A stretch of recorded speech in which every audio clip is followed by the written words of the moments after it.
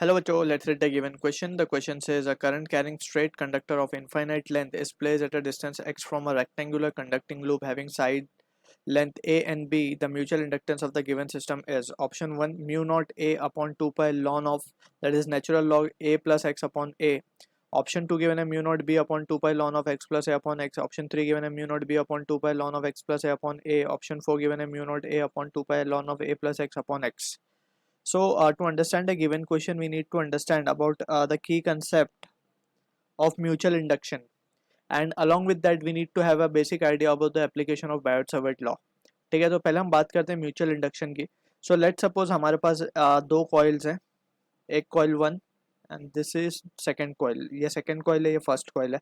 अगर coil number 1 के अंदर करंट अगर हम चेंज करें, let's say current I flow हो रहा है और it is increasing in nature. So current I1 जो क्योंकि चेंज हो रहा है इन दिस वन, सो इसके अंदर क्या होगा, एक फ्लक्स जनरेट होगा and this flux is associated with 2 also. So ये जो एसोसिएशन ऑफ फ्लक्स है in 2, that will be responsible for inducing EMF in 2 as well, right. अब जो 2 के साथ जो फ्लक्स लिंक है, राइट, अब इंड्यूस EMF आ रहा है, बेसिकली अगर करंट फ्लो हो रहा है इसके अंदर तो फ्लक्स जनरेट होगा इसके अंदर, और फ्लक्स चेंज होगा तो बेसिकली EMF इंड्यूस होगा 2 में भी. सो जो फ्लक्स है in 2, it is directly proportional to current change in 1, right. अगर हम मान ले कि I1 फ्लो हो रहा है इसमें, तो सो इन दैट सिचुएशन हम क्या लिख सकते हैं, flux in 2 will be equals to M into I1. So this is what the thing that we need to remember. This is the phenomenon known as the mutual induction phenomenon, right? ठीक है. अब यहाँ पे M को हम कहते हैं coefficient of mutual induction, या फिर म्यूचुअल इंडक्टेंस भी हम इसे कहते हैं, कोएफिशिएंट. अब यहाँ पे we need to also understand कि फ्लक्स को हम क्या लिखते हैं. Basically flux is nothing but it is a magnetic field line passing normally through an area. So this is what the definition we need to keep in mind of flux, right. अब यहाँ पे हमने जो definition लिखी है direct, उसमें हमने मान लिया है कि ये यूनिफॉर्म नेचर की मैग्नेटिक फील्ड है और area of cross section A से पास हो रही है. ठीक है. So this is the thing we need to keep the results in mind also. अगर हम यहाँ पे बात करें अब एप्लीकेशन ऑफ बायोट-सावर्ट लॉ के अकॉर्डिंग, अगर हमारे पास कोई इनफाइनाइट लेंथ का वायर है, प्लस इन्फिनिटी से माइनस इन्फिनिटी लेंथ का कोई वायर है, और एक परपेंडिकुलर डिस्टेंस x के ऊपर हमारे पास एक पॉइंट P है जहाँ पे if you wish to find the magnetic field, so हम लिखेंगे magnetic field at point P. ये सारे रिजल्ट हमने बायोट-सावर्ट लॉ से डिराइव किए already. So magnetic field at point P due to infinite length wire, it is given by the expression mu naught I. If I is the current flowing in the wire, we know कि जब भी current flow होता है wire में एक magnetic field produces around it. Mu naught I by 2 pi into x, where x is the perpendicular distance, that is the thing we need to keep in mind.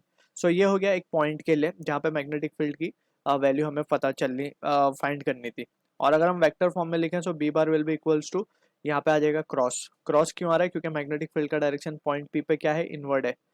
This is by right hand thumb rule, we are getting thumb in the direction of current and curling the finger of right hand, so that will give the direction of magnetic field. So p पे वो inward होगा. So this is the thing we need to keep the results in mind.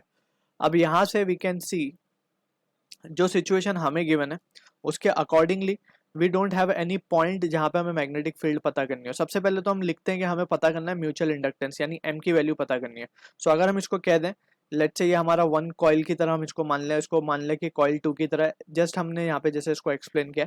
सो हम लिख सकते हैं कि flux in 2 यानी कि लूप, इसको हम लूप ही लिख देते हैं basically, will be equals to M into I1, right.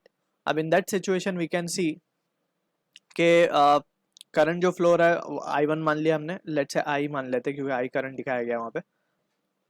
So we can see यहाँ पे अब हम क्या लिख सकते हैं, वी कैन से अगर हम पूरा ही फ्लक्स एक साथ कैलकुलेट कर लें लूप में, so that thing also we can do. Since हमने लिखा है फ्लक्स का ये फॉर्मूला, हम लिखें छोटे से सेक्शन के लिए flux will be d phi and that will be b into D A. हम क्या करते हैं, we will consider a strip, एक स्ट्रिप मान लेते हैं हम ऑफ विड्थ dx, राइट. और हम कह सकते हैं कि लेट्स से हमने विड्थ dz की एक स्ट्रिप मानी है at a distance z, right. अब इस z डिस्टेंस पे we can say everywhere the magnetic field will be the same, right. अब in that situation we can say magnetic field value तो common constant हो जाएगी, सो हमने b लिख दिया यहाँ पे. अब इसको अगर हम इंटीग्रेट कर दें, D phi will be equals to 0 से 5 की लिमिट पे, एंड यहाँ पे ये आ जाएगा जीरो, सॉरी, इसको इंटीग्रेट करना होगा हमें। पूरा लूप कहाँ से कहाँ है, x से x प्लस ए तक है, x से x प्लस ए। अब b की वैल्यू हम क्या लिख सकते हैं, mu naught I upon 2 pi into Z आ जाएगा, इंटू एरिया डी ए का क्या हो जाएगा, D A will be D X D Z into B, length into breadth D Z into B, right. अब in that situation we can say, इसको हम क्या लिख सकते हैं, जो जो कांस्टेंट है वो बाहर आ जाएंगे, म्यू नॉट आई अपॉन 2 पाई, और ये बी भी बाहर आ जाएगा। क्या बच रहा है अंदर, x से x प्लस है, और ये चीज़ अंदर बचेगी हमारे पास, it will be D Z upon Z, right. अब in that scenario we can say phi की वैल्यू हमारे पास क्या आ जाएगी, phi can be written as, it will be equals to mu naught I B upon 2 pi, ये हो जाएगा लॉन ऑफ z। अब z को एक बार हम डालेंगे x प्लस है, और एक बार हम डालेंगे x माइनस है, तो डायरेक्टली लॉग की प्रॉपर्टी लग के ये वैल्यू हमारे पास आ जाएगी अपॉन x, क्योंकि हमें माइनस करना है। So log a minus log b is nothing but log a by b, so that is the thing we are getting over here. अब हमें फ्लक्स मिल चुका है through the loop due to this current carrying wire, ठीक है। Now we are interested in calculating the value of i। सो i के लिए हम क्या लिख देंगे, देयरफॉर जो हमने फॉर्मूला लिखा था ऊपर, that is m into I. So from this we can say जो वैल्यू आएगी m की, that will be equals to I both side cancel हो जाएगा, mu naught b upon 2 pi ln of x plus A या a plus X upon X. So this is the answer to the question, जो कि match हो रहा है option 2 के साथ। I hope you understood the solution. All the best.